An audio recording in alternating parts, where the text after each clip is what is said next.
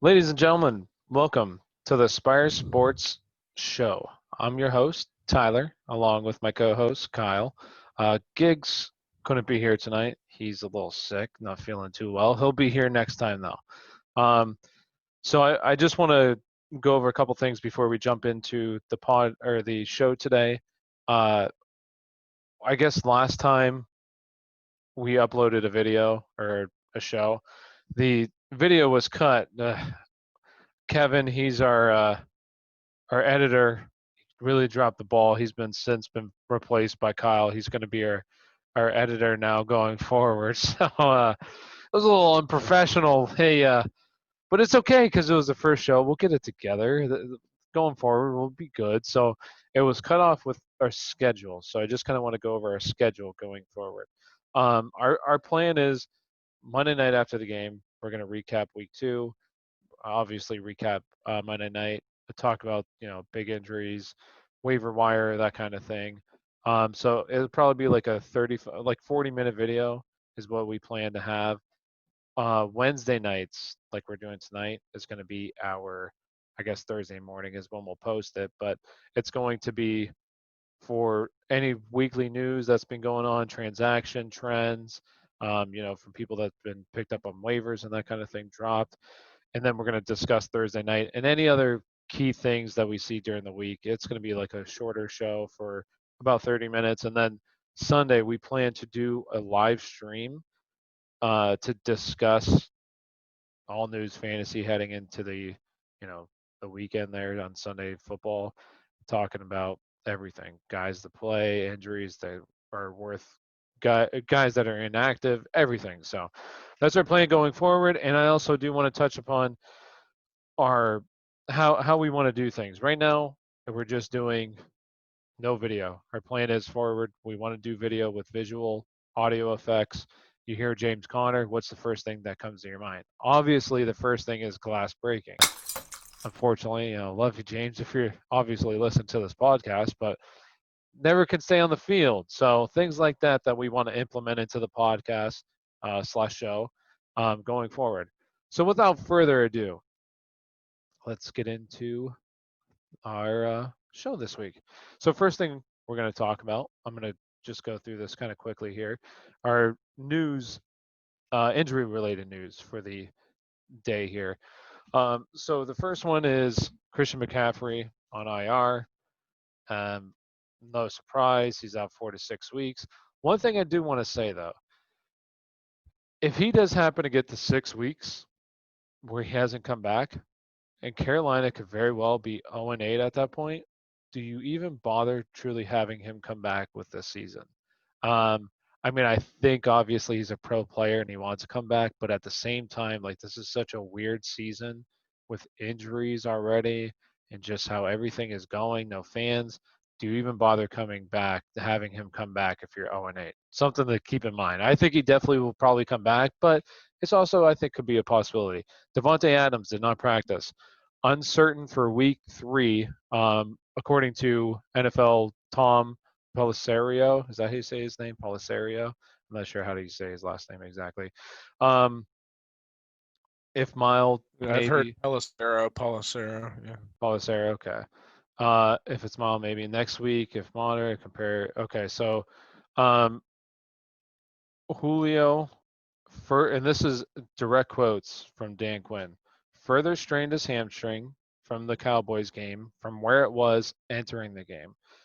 So that does not bode well. If you watch the Dallas game, he went off the field, not I want to say quite a bit, but sometimes you could see him running off the field to go get it stretched out. Just didn't look comfortable. He's a guy who always plays with the questionable tag, but he's also 31. He's getting up there in age. Something to monitor going throughout the week. Kyle Shanahan said I'd be surprised if Jimmy G plays this week. He's expecting Nick Mullins to start. Jimmy G could be a multiple week thing. Tevin Coleman headed on to IR, so minimum of 3 weeks. They said 4 weeks. Most are not as bad, likely a couple of weeks, 2 weeks. Jimmy Kimmel, Jesus. Kittle, limited. I think they're trying to have a week three. We'll see if he does, something to monitor. Tyrod punctured his lung from an ejection to the rib injury before the game. Not too good. And it kind of makes sense with how Anthony Lynn was defending this whole situation. It was kind of weird because he was saying like some of the things he was saying. He was like, Justin Herbert made too many mistakes. I feel like he was kind of like overcompensating, and this kind of makes sense now that this has been released. Because I don't think he wants it to go that like he. I don't know. We'll see how it goes. I think that Justin Herbert should be the starter. I think that team looks so much better with him in there compared to Tyrod, but we'll see how it goes. Godwin's back. Good for them. Shepard on IR, minimum 3 weeks. And so Golden Tate, Evan Ingram, I think are definitely beneficial or beneficiaries of that. And Kenny Galladay is back in practice, so upgrade all of the Lions players, especially one that we're going to be talking about here in a minute. So I think that's all the significant injury news. And then we're going to go into our next segment here, which is the week 3 transaction trends. So obviously, Tuesday's a big day.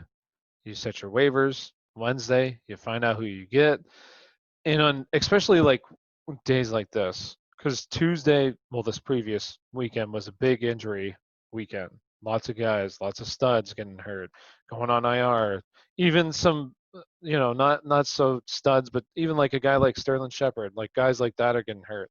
So this was a big week, and what you're going to have in those big weeks are people dropping guys that they probably shouldn't be dropping. So these are the top drop players right now, according to Yahoo. I was looking at Yahoo. So these are like guys who are right there near the top in terms of drop rate and drop percentage.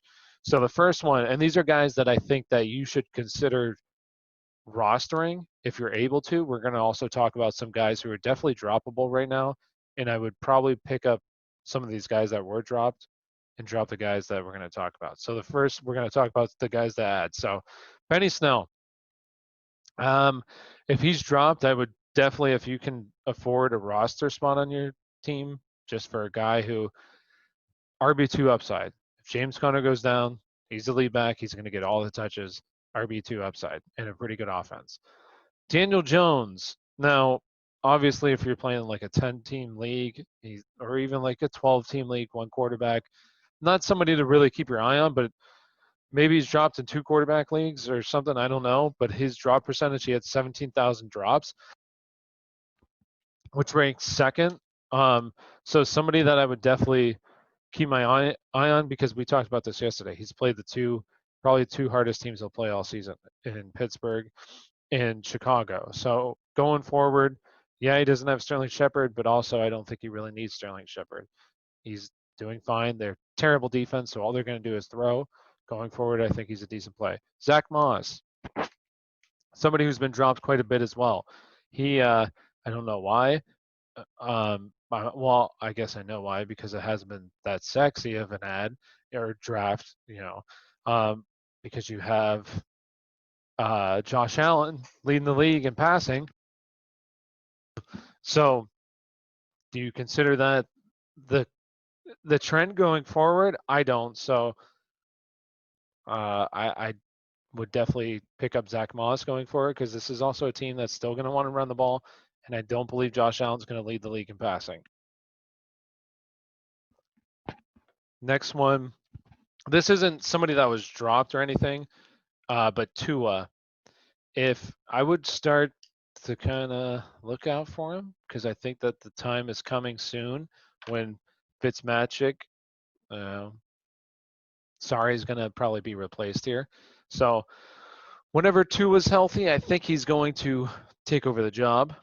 Preston Williams, somebody that I would definitely be looking towards, played Buffalo and who was a weak one? Oh, New England. So tough games, somebody I would keep an eye on.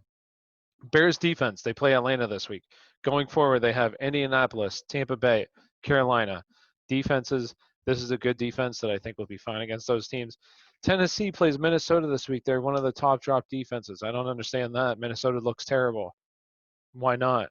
Stafford, minus 4%, getting Kenny Galladay back. Last year was a top 5 quarterback when Galladay and Marvin Jones were on the field. I would definitely keep him. If you need some quarterback help and he's dropped, go look. Maybe somebody dropped him. Logan Thomas, third among tight ends in targets. Third. This is a team that's going to throw the ball. Not a very good defense. They have a good defensive front, but not a very good defense. So they're going to throw the ball. He's been lining up in the slot a lot. So he's just somebody that going forward, I would definitely keep your eye on. I dropped on this week, but I like guys like Drew Sample. I think um, those kind of guys are good going forward as well. Drops. These are guys that if they're on your team, go right now and drop them. There's no reason they should be on your team. Matt Breida, 43% owned right now. Why? Drop him. Jordan Howard, he has below a 1 point or below a 1 yard carrying average right now. Owned in 66% of leagues. Why? Why is he still owned? Drop him. There's other guys worth picking up than him. Gronkowski, 76% owned. Why? He hasn't done anything. Drop him. OJ Howard, 26. Maybe, but I wouldn't keep him. If you have him, I would drop him. Look for um go listen to our podcast yesterday. It talks about guys you should pick up. So yeah, look at that. Anthony Miller, 53% owned. I don't think I don't think the time is yet. So I don't think he's worth rostering. Emmanuel Sanders, One of those guys you're talking about, Russell Gage. I do like him against the Bears this week. I will say that. I do like him as well. I think if he's still not I not mean, and Hayden Hurst. I just like both. I just like them against how bad Danny Trevathan. He's been struggling a lot this year, and especially in coverage. And Roquan Smith, they've both been struggling in coverage all year. So I think, I mean, obviously it's just 2 games, but something to look at. um and Emmanuel Sanders. Did you watch Monday night? Was not involved at all. 74% owned. That's without Michael Yeah, Thomas. yeah, but Drew Brees did not look very good either, though. Yeah, that's true. But even more reason to drop Emmanuel Sanders. You don't need to have him on your Yeah, team. I agree. I agree. He Austin dropped a few Hooper, balls too. 57% owned. I don't think this team really wants to be throwing the ball to tight ends. They're going to want to just run the ball. And if they're not going to run the ball, I believe Baker's just going to be looking for Jarvis Landry over the middle rather than Hooper. And then obviously you have Odell on the end. Lots of mouths to feed, but I just think it's a team that wants to focus on running the ball. I talked about him yesterday. Ronald Jones, he's 92% owned. I truly think that Leonard Fournette has cemented his place in this backfield, and I think going forward, Ronald Jones isn't going to be really worth rostering because also they really haven't looked that good either, Tampa Bay. So another player. I'm looking for upside guys rather than guys who are just going to maybe get like 8 points a week less around there. So no Yeah, thanks. I'm they're out. gonna be trying whatever they can to win, and I think Leonard Fournette's one of those options. Chris Herndon. Um, no, I'm out. All Jets players, I'm out. You might say, well, but Ty, they got to throw somebody the ball, you know? No, no. He has 5 points in 2 weeks, and they have nobody out there. This team is so bad. They're so bad. So I don't want any Jets. Get rid of them. Go get a different tight end. There's some good young guys who are starting to come up a little bit. Go get one of them. Curtis Samuel, 26% owned. Why still on teams? Robbie Anderson, DJ Moore show. No, thank you. Brian Edwards, he's only 11%, but he's not even worth rostering. It should be, I guess maybe this is like teams that are like 14 team leagues, but they want to get the ball to um, Darren Waller and Josh Jacobs. That's about it. Eric Ebron, 31%. He doesn't look good in Pittsburgh. They're not really throwing him the ball. And Greg Olson, I'm assuming it's only because he's Greg Olson. He's 26% owned, not worth rostering. So those are the ads and drops. I would definitely consider if you have any of those drops to go back and maybe look at some of the people that were dropped from waivers. Just and this is just for a week by week thing. Guys are always dropped from waivers. guys get fixated on this sexiness of adding this new player, and they get fixated on it, and they drop somebody, and there's always, you know, diamonds in the rough. So I wake up, I set my alarm. I know that waivers are done at like 3:30, 4 o'clock Eastern Standard Time. I set my alarm. I wake up. I look at who has dropped. I get right pickings. Nobody's up. Hey, if you want to win fantasy football, you got to do some things, and those are the things that I do to try to win. I always try to put myself in a position to win. So that is something I would highly recommend doing. And if you say, "Hey, Tyler, I don't want to do that," well, then that's fine. But when you're in last place, hey, you can't cry. It's your fault. So you got to try everything to win. So let's move on to the next segment, and that's going to be Thursday night DFS. So to start it off, let's talk about some of the best plays for DFS. Um, I think captain wise, the person that, in my opinion, that I'm probably going to have right now, I want to kind of talk about the game a little bit before I go into this.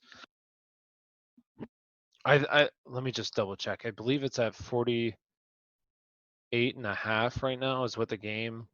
Yeah, so the over under is 48.5, which is actually that's not too bad for a Thursday night football game. And with these two teams, that um, point total really is it's kind of reflective of like a mini shootout. So obviously you're going to have guys who are going to there's going to have to be scoring in this game for 48.5, a decent amount of scoring. So you have like actually some pretty good options in this game. I don't think this game's going to be it's two not very exciting teams, but it's not going to be that bad of a game. I think it's going to kind of be like Cleveland and Cincinnati, where it's going to be entertaining and it's going to kind of come down to the wire a little bit. So it's going to be a kind of a back and forth game. So let's look at some of the guys that I would consider in my DFS lineups. The first one, I like my favorite probably as a captain is probably either Minshew or DJ Chark. Now, with and it's tough because Jacksonville has really been spreading the ball around this year, and DJ Chark really had a pretty good game last week. The week prior really didn't do anything, but this week no Byron Jones, so he doesn't have to worry about Byron Jones.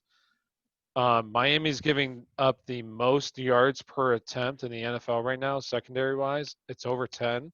So this is not a very good secondary. I think this might be like a get good type of game where he kind of comes out a little bit. So I think DJ Chark could really be a really good play this week. And also, when I'm talking about this, I'm talking about FanDuel, not not DraftKings. So keep that in mind as well. If anybody plays DraftKings, I'm talking about FanDuel.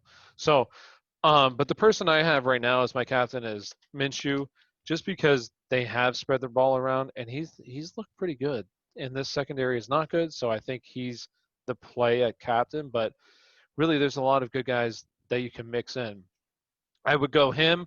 Mike Gesicki, did you see what Jonnu Smith just did to Jacksonville? This is not a That's good exactly what I was gonna say. yeah, this is not a good tight end. Well, this is like a tight end very tight end friendly um, matchup. Pro Football Focus has Mike Gesicki is a plus. Hold on, I want to just double check this. I believe it was a plus 31%. Um, yes, plus 31% advantage over Yeah. Josh Jones. So this is a big matchup that I think Mike Gesicki should own, and he'd be another person that is I believe he's. Let me just double check this. I want to check his price range, but I believe let me get this pulled up real quick. He is 10,500. So a pretty good, decent captain price there for a guy who I think last week went over 120 yards. So I think it's another really good matchup in a game, like I said, that should be decent high scoring. So I think there's going to be a lot of opportunities for him.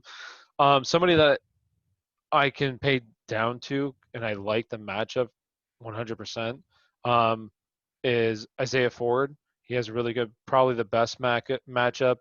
Uh, well, other than Gasecki, but in terms of Miami, where he's going up against the right now, it is Needman, the 97th rated cornerback by Pro Football Focus out of 108 players. So 97th, not looking too good. And Isaiah Ford last week had had a pretty good week last week, over 90 yards. So I think this is a good place for him, and especially being only 7,000, I think you And get to him.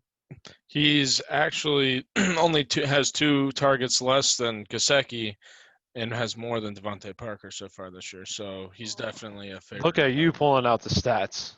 Yeah. Man, those are good stats. That is a good call though. He has last week he had a decent amount of targets, so I forget what the exact number is, but I think it was near 10.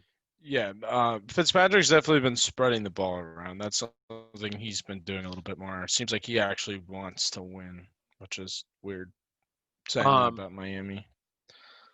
and another guy, um, that obviously I think he'll probably be maybe the highest player owned in the slate is James Robinson. I think he'll be right there for the highest player owned. Um, but he's somebody that Miami, I think that he has a right now he's ninth in yards after contact in the NFL. He's looked good. He's averaging 5.1 yards per carry. So it's not the best matchup in the world. It's kind of like a middle of in the pack kind of matchup. But I do like him, and he's been more involved snap wise, touch wise going forward. So this could be another pretty good game where he scores a And touchdown.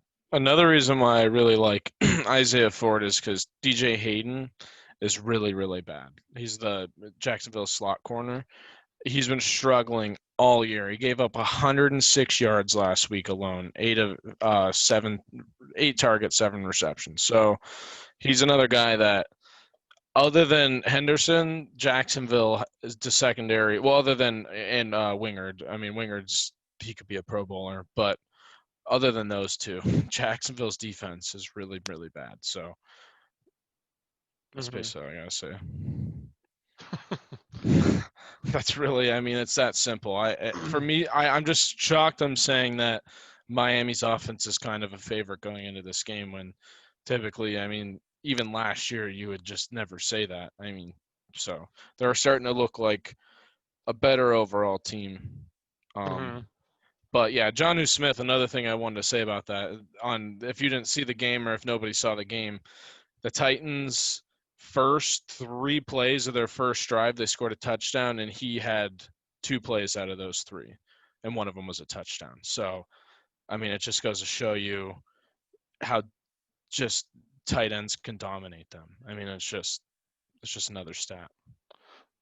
Who'd you say, Johnny Smith? Yeah, Johnny Smith. Mm.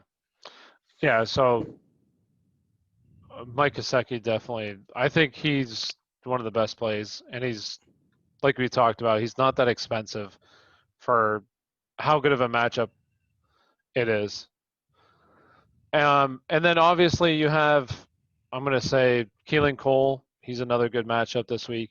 Um, he's going up against, who is he going? No, he's going up against.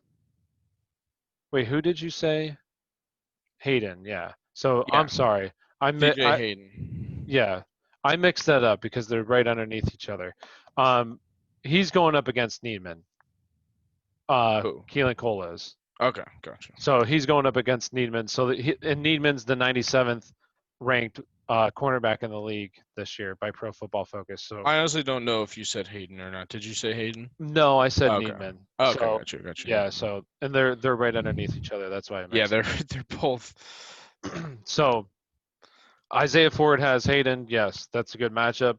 Um, Cole has Needman, and that's a really good matchup as well. So going out of the slot, and once again, I don't want to keep beating this over the head, but it's 48 and a half projected total for the game.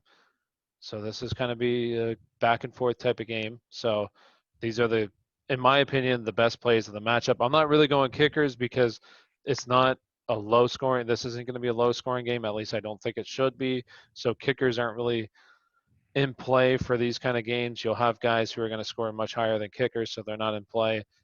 These are my main guys. Devontae Parker does kind of have a tough matchup. I don't really like him that much this week If he lines compared to up in the the other people. slot, though, he's another guy. Yeah, but I Goodbye. I don't think he will. I think it'll just He be like has a little bit. I went back and he does. They have a couple plays, but yeah, I mean, I doubt. I mean, you have Ford. Well, you don't really need to.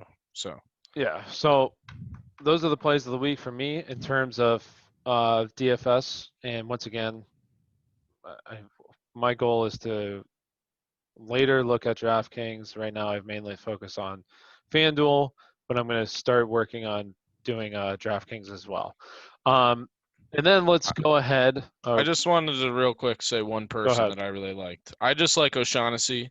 He's just a guy. He's I think just anytime touchdown score, he's plus it's plus 650 anytime touchdown score. And I do really, I mean, Jerome Baker, terrible in coverage. Kyle Van Noy, I think, is just somebody who I really like, but he is just not in his element in Miami. He's been struggling all season. Obviously, they don't have much secondary help, so um, their linebackers, Jerome Baker, I saw against the Patriots, he got burned in the middle. He's just not somebody who's very good in coverage. So don't expect Kyle Van Noy or Kruger Hill to be any better. So there's another guy I really like. Eifert could also, but I mean, I do. O'Shaughnessy is due for a touchdown, in my opinion. He's caught every ball that's been thrown to him. Eifert, not so much. He's only 50% reception. So I don't know. I just like O'Shaughnessy. A little tiny bet on him, couple bucks, you might win a little bit of money. It doesn't need to be anything huge. If you want to take the gamble, don't get mad if you lose. Okay, I'm not telling you to do it. I'm just saying, look at it. Take a peek. That's all I gotta say. Um, what about your?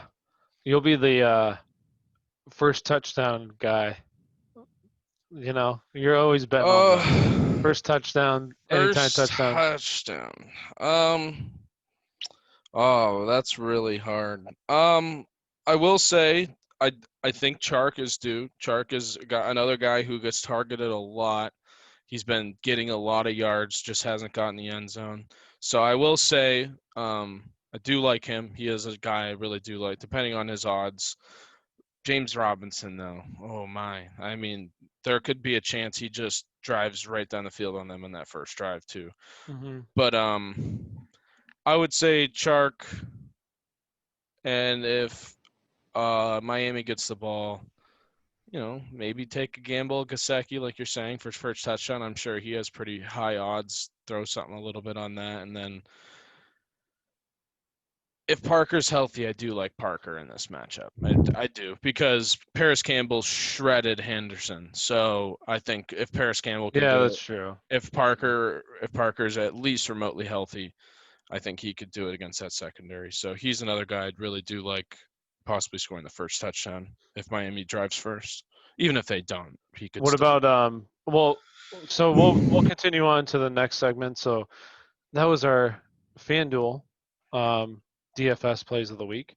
So, and obviously Thursday night games are tough. So I mean I wouldn't spend much money. I don't know if people really do spend that much money. Me, I just play like a couple of bucks here or there to get Yeah, a little bit more right. flavor for the game, have Like something if to root Gasecki's for. first touchdown odds are like plus Well, 1,500 or well, I'm something. talking about DFS. I'm not talking Oh, about okay. actual betting. Oh, yeah, yeah, We'll get into that next. yeah, So, right. in terms of actually like doing daily fantasy, I do think like a daily fantasy for me is it's still fun, but man, these like parlays and kind of that kind of thing, like that shit is so much fun. So that's what I I gotta get really, into that more. yeah, I really want to talk about that. So let's go ahead and start kind of what you were saying though. I do like James Robinson to rush for 2 touchdowns.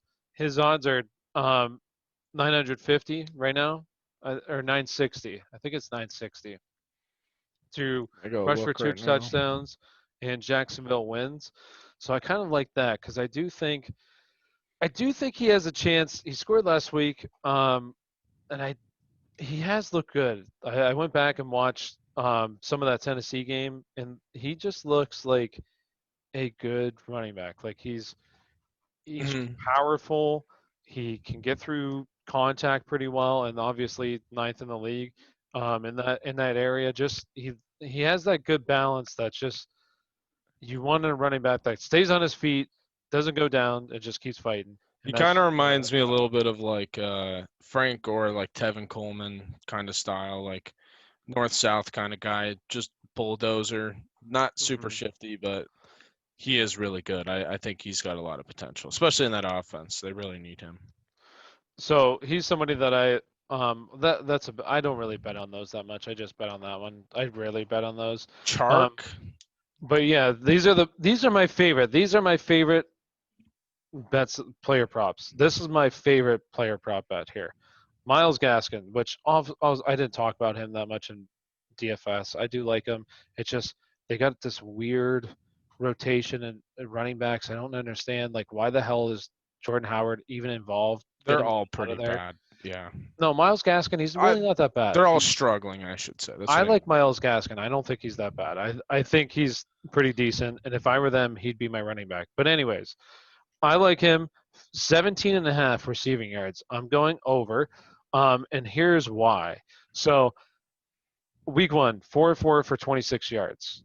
Week two, 6 of 7 for 36 yards. Week two was kind of that shootout where it was back and forth with Buffalo. 7 targets for 36 yards, and you're telling me it's 17 and a half. I'm taking the over. Thank you very much. That's my number one bet of Thursday night. Yes, I'm betting some decent money on the over there. Another one, DJ Chark. You're getting plus Yeah, what is it? Plus, what are you getting? 100. Plus 100 for over 52. 52 and a half. Yeah, that's a little. That's crazy. I don't know. Yeah, so I mean, I don't understand why either because this really hasn't moved since Byron Jones has been ruled out of this game. So they're already down in the secondary. Once again, they're allowing Miami is 10 over 10 yards per attempt um, by opposing quarterbacks. So you know that the receivers right now, I forget. I need to do a better job at remembering these stats. I need to write them down instead of just reading them. But they're giving up a decent amount of yards per catch to wide receivers. So 52 and a half for a guy last year who had a phenomenal year. He had a good week last week. It's coming off 80 plus yards receiving. I don't understand this. This doesn't make any sense to me. I'm betting the over on that one. Um, what is another one that I like as well? I do like Mike Gesicki right now is at 52 and a half. I don't mind that one. I feel like that one's a pretty good one. But it was Isaiah Ford. He is, I believe is it 36 and a half? Let me just double check this one. Yes, 36 and a half receiving yards. I like the over on that. Last week goes 7 for 7 for 76 yards. Week one only had 13 yards, but that remember that was against New England. Last week was against Buffalo. This week is against probably the most favorable matchup of the slate. 97th rated Pro Football Focus slot cornerback. So once again, not to beat it over the head, 48 and a half team total. So yes, I will take him 36 and a half. Those are the three that I'm going with: DJ Chark, Miles Gaskin, um, and Ford all over. I'm locking that in. Those are my top three Yeah, bets. I do. I will say one thing I'm not huge on is anything about Ryan Fitzpatrick having a lot of yards, just because um Wingard is really good, and I don't think that they're gonna take a lot of shots downfield like maybe they would against some poor safeties. But Wingard is a guy who, if you like, he absolutely made Philip Rivers look like a rookie quarterback. What was it, last week or week before? He had a pick against Paris Campbell, literally just read Philip Rivers. So I mean, Fitzpatrick, I don't see as a guy who's incredibly disciplined in the fundamentals. So I could see him maybe staring a guy down too long, especially if they're taking shots downfield. So I wouldn't say he's a guy like I did see a bet here. I don't remember where it was, but it was where was it? doesn't. But it was something about Fitzpatrick. Oh yeah, plus 400 yards. That's plus 620. So like you could take that gamble because it could be a shootout since both defenses are so bad. Or I just don't really see a lot of deep balls necessarily. It may just be like they're scoring touchdowns and maybe running the ball. But and another one I don't really like is 25 plus passes completed by Gardner Minshew because if everything goes right for Jacksonville in that game, you would assume James Robinson had 100 plus yards, almost 25 plus touches. So Minshew completing the ball over 25 times really isn't a reality. So I wouldn't bet on anything like that either because I do think Jacksonville will probably rely on the run. And those are kind of the ones but other than that, I'm still learning, so I'm not going to give anybody any like bets, That's just not my Mm. specialty yet. Yet. Um, so I agree. Like the quarterbacks right now, I feel like their passing totals are pretty good. I don't really want. It's not something that I really want to bet the over under on because I feel like this is just one of those. Sometimes Vegas comes out with perfect lines, and you're like, oh, that's a really good line. These two I feel like are really good lines. I don't want to bet the over under. I do. One other one that I might bet on, um, just because I have a feeling it would be James Robinson rushing total. I do believe that he will go over 60 and a half, but that's another one that I think is just, it's really close to where I think he'll be right in the 60 range rushing wise. So it's just another one where 60 and a half, I do think he goes over that. Actually, you know what? 2 plus Fuck touchdowns it. though. We'll do a live. Yes, I'm betting the over on that one as well. 62 rushing yards week 1, 102 last week, and this is against it's not the best matchup, but it's not by far the worst matchup. So it's a decent like middle of the road matchup here for him. I do believe that they're like minus 15% Last week he average, had how many? 102. That's pretty good. Yeah. They played Tennessee. I mean, that's good. So I do think that he'll go over and that so I like him there. Um, I like him 2 plus touchdowns plus 960. Those are pretty good odds. I mean, like I said, if everything goes right, I imagine their game plan is let's just run the ball through him and let's just run the entire offense through him because clearly he's a guy that not only we're looking at but national media. I mean, they're talking about him a lot too. I just look at this slate, and I've been looking at the slate like all day today, and to me it just doesn't make sense because you have a high 48 and a half. I keep saying that 48 and a half. That's not like a low scoring game. That's a decently high scoring game. Now it's not 50, but it's very close, right? Mm-hmm. So in order for teams to score, they got to get yards. And I'm looking at a lot of these, and I just feel like it's too cheap. Like a lot of these player prop bets are just. I think that they should be more. DJ Chark. I even think Mike Gesicki. I like a lot of them. So there's a couple that are hard for me to say under. Like Devontae Parker 61 and a half. I might say under for that. That's really close.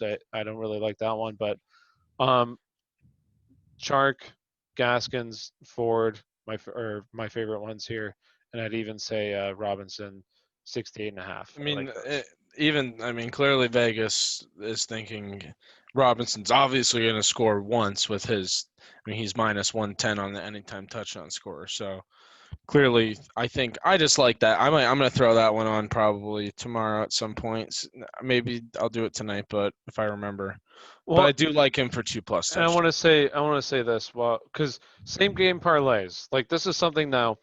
Maybe everybody does this. Maybe I'm just like, gosh, I just realized this. Well, I didn't just realize it, but I've been doing it, and I was like, wow, this is why do they allow this to happen? So if you bet if you're going to take the bet, which obviously is probably the riskiest bet, that's why the odds are the highest, Hmm. is the first touchdown score. So if you're doing a first touchdown score, make sure you're also doing first score for the team is going to be that person as well. So you have anytime touchdown score, that person. You have first touchdown scorer, that person. So if you're going to go James Robinson, make sure you're doing first touchdown scorer, James Robinson. Anytime touchdown scorer, James Robinson. And then there's one other thing that I was looking at. Make sure you do as well. Um, I forget what the other one was. Maybe that was actually in soccer. But make sure you're doing both of those, okay? Make sure you're doing both of those for the same game parlay because, oh, did they change it? You can't do it anymore? I'm looking at it right now. Because it They used to must be be watching. They're selections like, can't be combined. shit, they caught on. Oh, okay. Maybe they did because I was doing it last weekend. Isaiah Ford, 2 receiving touchdowns plus 4,900. Wow, they fixed it. I was gonna say because that's some shady. Like, why would they let you be doing that if you're gonna pick? Unless maybe my shit's not working. That's not. What are you talking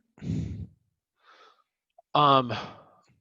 So when you bet on the NFL game, what the hell? This isn't working right now for me. That's why.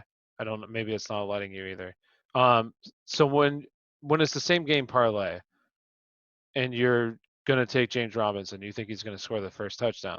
Well, then you also bet on him to be like an anytime scorer because it's also going to increase your odds. But now it's like selections cannot be combined. Where I know for a fact they were last week because I did it for Nick Chubb and well, just Nick Chubb. I bet him first time scorer and anytime scorer, and I got him in the same. But now it's not letting you. So I wonder if they don't allow you to do that anymore. That's some BS, man. Oh, the winner, okay, player, I don't know. So maybe they won't let you do that anymore. Interesting, because I know last week I did it. I know for a fact I can go check my active, but I've had Nick Chubb as an anytime scorer and also first touchdown scorer, which will just increase your odds. So interesting. So maybe they changed that. So disregard what I just said. But James Robinson, I do like him as anytime or first touchdown scorer. I think he could do it. Um, and then I'd also go with a guy like Preston Williams. I actually don't mind that. I think he could catch the touchdown, and he's decently high odds. What are his odds? Plus 1100. Big big body tight or not big body tight end. Big body receiver could definitely score a first touchdown. To me, first touchdown's kind of all luck, anyways. Why not go with the guys who are a little bit higher odd wise? So why not? Even DJ Chark plus 900. Sure, I'd take that. I actually have a couple bets on that one as well. So, with that being said, make sure you gamble responsibly. And also, if you're gonna do these, just bet like a quarter, dude. Bet like a quarter. Bet 10 cents. Do kind of crazy bets, and maybe one of them hits. You don't need to be betting like $10 on these bets because chances are they're not going to hit like when you're doing like 8 parlays. So just do a couple, like 25 cents, and your payout is like $6, and you're like, shit, that's really good odds, or that's really good payback for return on your investment, return on your bet, I guess, for that kind of bet. So don't do too much. Just be chill with it. Anyways, anything else from you, Kyle? Nope. I think we covered it all. Good luck, everybody, on your fantasy and bets tomorrow and this weekend. Yes, indeed. We'll be back on Sunday. And also make sure if you enjoy the content, which obviously you do because you're listening still, make sure you hit the like button. Make sure you hit subscribe, share with your friends, leave comments below. Remember, we're just starting, and I do think that we have a good thing going.